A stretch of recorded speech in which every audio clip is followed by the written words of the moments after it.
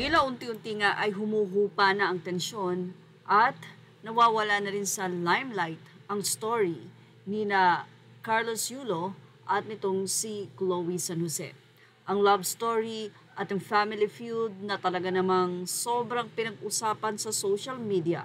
Actually, hindi pa naman talaga siya nahuhupa dahil kung makikita natin sa social media, marami pa rin ang nag-update about sa kanila. Especially ang mga nangyayari sa kanilang mga paligid na kung saan ay updated din naman si Chloe at itong si Carlos sa kanilang mga kani-kaniyang social media account. Ganun pa man ang family din ni Carlos ay hindi madamot magbahagi.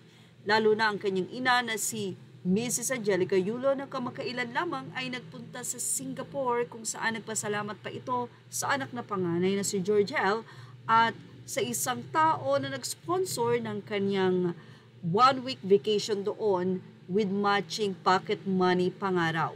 Dahil nahuhupa at mukhang natigil na nga ang mga incentives na natatanggap ni Carlos Yulo, ay dapat daw ayusin ito ang finances dahil ang 100 million mahigit malaking pera pero kung tutuusin daw sa dami ng ginagastos ngayon, pag hindi ito naayos ng paggastos ay maaaring maglaho ng parang bula.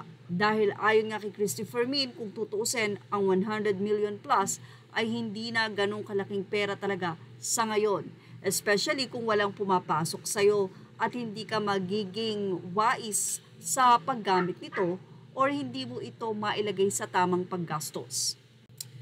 Anyway, dahil nga sa feud ng family, may mga umatras na sponsor sana na pwedeng maging continuous ang bayad kay Carlos. Ito ang napakalaking nawala talaga kay Carlos Yulo, especially sa paglaban nito sa mga magulang at hindi pagpapakumbaba.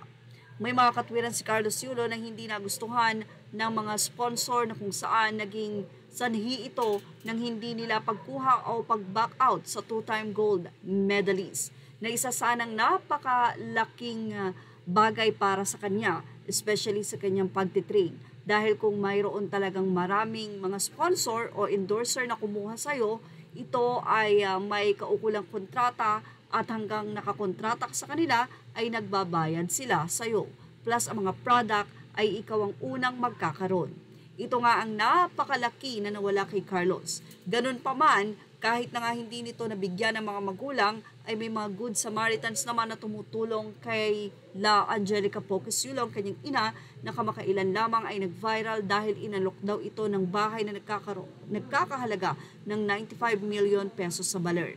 Hindi man ito ibinigay, pero ito ay inalok na pwedeng tira ng pamilya Yulo kahit kailan ay pwede at open sila na nakabase naman ng bahay sa lugar ng Baler. Narito naman ang mensahe ng mga netizen. Kahit gaano pa daw kabigat ang pagsubok, patuloy kang mabuting tao or patuloy kang maging mabuting tao. O ina, minsan masakit, sobrang sakit ang process para ang blessings na darating sa iyo mas pinagpapala talaga ang mga mabubuti kahit anong gawin pang hila pababa. Di naman kasi natutulog ang joke ang netizen.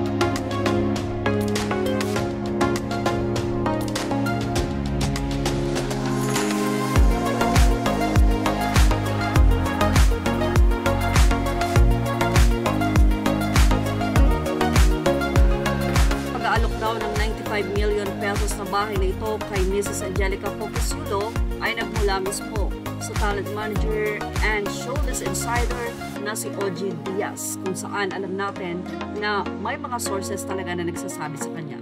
Pero sa ngayon, tahimik ang pamilya ni Carlos, especially Angelica Yulo, sa nasabing balita ito or na balitang ito kung may katotohanan ba. Kung sakaling